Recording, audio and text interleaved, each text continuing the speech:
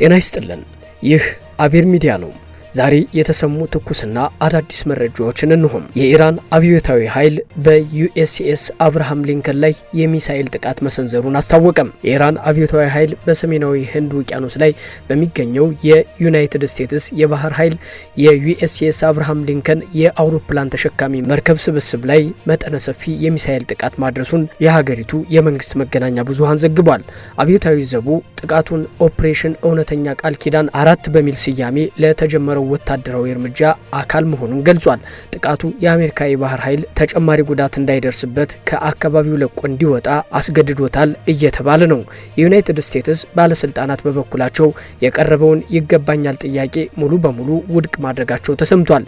የአሜሪካ መከላከያ ሚኒስቴር ባወጣው መግለጫ የሀገሪቱ የጸረ ሚሳኤል መከላከያ ዘዴዎች ሊሰነዘሩ የነበሩ ጥቃቶችን ማክሸፋቸውን፣ ወደ መርከቧ ሳይቀርቡ መቅረታቸውን አስታውቋል። በቀጠናው እየተባባሰ የመጣውን ውጥረት ተከትሎ ቴሄራን በአሜሪካ ወታደራዊ ቁሶች ላይ ጉዳት አድርሻለሁ የሚሉ መሰል መግለጫዎችን በተደጋጋሚ እያወጣች መሆኑን አሜሪካ ውድቅ አድርጋለች። በሌላ ዜና ኢራን በአሜሪካና እስራኤል ላይ ከፍተኛ ወታደራዊ ማስጠንቀቂያ መስጠቷ ተሰምቷል። በኢራንና በተቀናቃኞቿ መካከል ያለው ውጥረት በከፍተኛ ሁኔታ ማየሉን ተከትሎ የኢራን መንግስት ጥቃቶች የማይቆሙ ከሆነ በመካከለኛው ምስራቅ የሚገኙ ማንኛውንም የአሜሪካና እስራኤል ጥቅሞችና ንብረቶች ደብዛቸውን እንደምታጠፋ ዝታለች። ከባድ ማስጠንቀቂያም ሰጥታለች። የኢራን ከፍተኛ ባለስልጣናት ባወጡት መግለጫ በሀገሪቱ መሰረተ ልማቶች ላይ የሚሰነዘር ማንኛውም ተጨማሪ ጥቃት በመላው ቀጠናው ተፈጻሚ የሚሆን ሰፊ የአጸፋ እርምጃን እንደሚያስከትል ገልጸዋል። ከነዚህም በተጨማሪ ቴሄራን ለባህረ ሰላጤው ሀገራት ባስተላለፈችው ጥሪ በአካባቢው ያለውን ውጥረት ለመቀነስ ይረዳ ዘንድ ሀገሪቱ የአሜሪካ ጦርን ከግዛታቸው እንዲያስወጡ በጽኑ አሳስባለች። ዘገባዎች እንደሚያመላክቱት የኢራን ኒውክሌር ጣቢያ ድብደባ እንደደረሰበትና የኒውክሌር ጣቢያው መደብደብ የዓለም ከፍተኛ ስጋት መሆኑ እየተነገረ ነው። አሜሪካና እስራኤል በኢራን የኒውክሌር ማመንጫ ላይ የሚፈጽሙት ጥቃት በባህረ ሰላጤው ሀገራት ላይ አደጋ መደቀኑ ነው የተነገረው። በተሰማ ሌላ ዜና ደግሞ ዱባይ ከአየር ላይ በተሰነዘረ ጥቃት የፍርስራሽ መውደቅ በኦራክል ህንፃ ላይ ጉዳት መድረሱ ተረጋግጧል።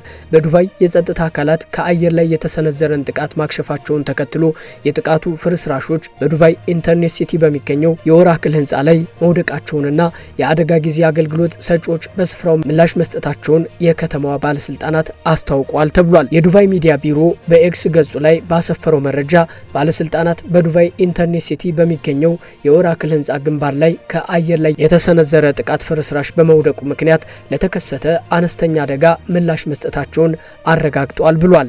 የኢራን እስላማዊ አብዮታዊ ዘብ ኃይል በታስኒም የዜና ወኪል በኩል ባወጣው መግለጫ እንደ ኦራክል፣ ቦይንግ፣ ቴስላ፣ ሜታ፣ ጎግልና አፕል ያሉ ከ15 በላይ አሜሪካውያን ባለቤትነት የተቆጣጠራቸውን ግዙፍ የቴክኖሎጂ ኩባንያዎችን ህጋዊ የጥቃት ኢላማዎች ሲል ፈርጇቸው እንደነበረ ይታወቃል። አብዮታዊ ዘቡ እነዚህን ኩባንያዎች የሽብር ኢላማዎች በመደገፍና በመከታተል ረገድ ዋናዎቹ አካላት ሲል የወነጀላቸው ሲሆን በእነዚህ ተቋማት ውስጥ የሚሰሩ ሰራተኞችና በአቅራቢያው የሚኖሩ ሰዎች አካባቢውን በአስቸኳይ እንዲለቁ አሳስቦ ነበር።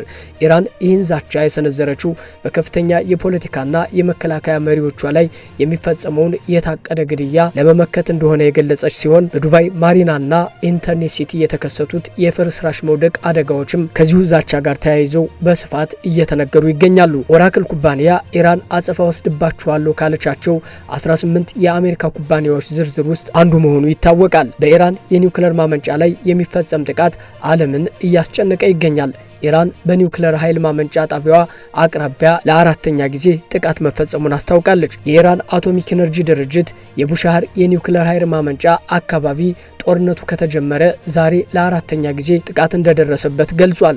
የሀገሪቱ ውጭ ጉዳይ ሚኒስትር አባስ አራግቺ በቡሻህር የኒውክሌር ማመንጫ ላይ በሚፈጸም ጥቃት ራዲዮ አክቲቭ ጨረር ሾልኮ ቢወጣ በቴሄራን ሳይሆን በባህረ ሰላጤው ሀገራት ዋና ከተሞች ሕይወትን ይቀጥፋል ሲሉ አደገኛነቱን አስጠንቅቀዋል። ዓለም አቀፉ አቶሚክ ኤነርጂ ኤጀንሲ በቡሻህር የኒውክሌር ኃይል ማመንጫ አካባቢ ስለተፈጸመው ጥቃት መረጃ እንደደረሰው ጠቅሶ ጥልቅ ስጋት እንደተሰማው አስታውቋል ተብሏል። ኤጀንሲው በኤክስ ገጹ ላይ የራዲዬሽን መጠን መጨመር አልተመዘገበም ብሏል።